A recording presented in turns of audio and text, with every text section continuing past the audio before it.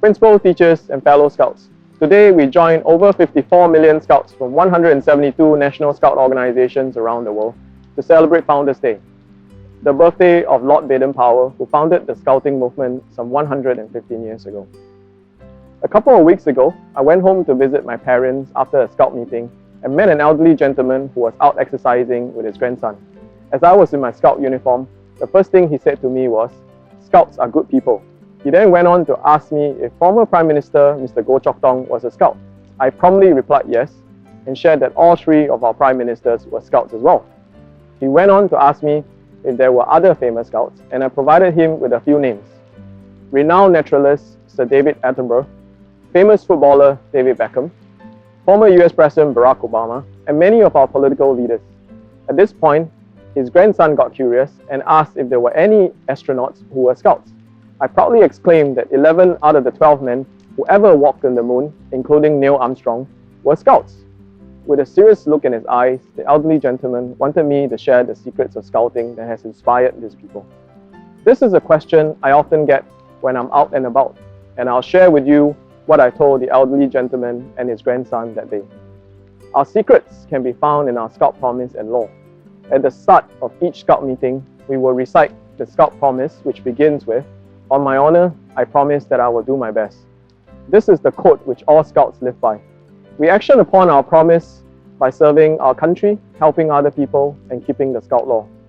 The Scout Law lays the foundation for a particular way of life, one that values being trustworthy, disciplined, and considerate, one that makes friends, maintains harmonious relationships, and have courage to overcome all difficulties. Another secret of ours lies in the lyrics of our Scout hymn, often sung just before we bid goodbye to each other after our Scout meeting, to be the best that I can be.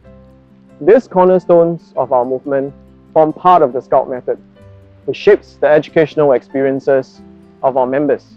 It gives us a moral compass and the mental resilience needed to chase our dreams. Whether a Scout aspires to be a writer or an engineer, my hope is for them to do their best, to be the best writer or engineer there is.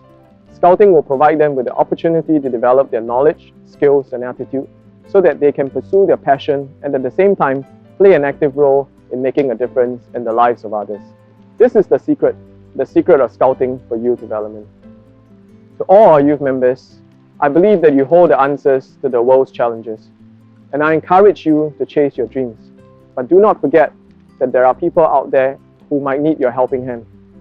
Be prepared to work hard and stay connected to your family, friends, and community. We will continue to support you with a great Scouting experience, and I ask that you participate in them actively.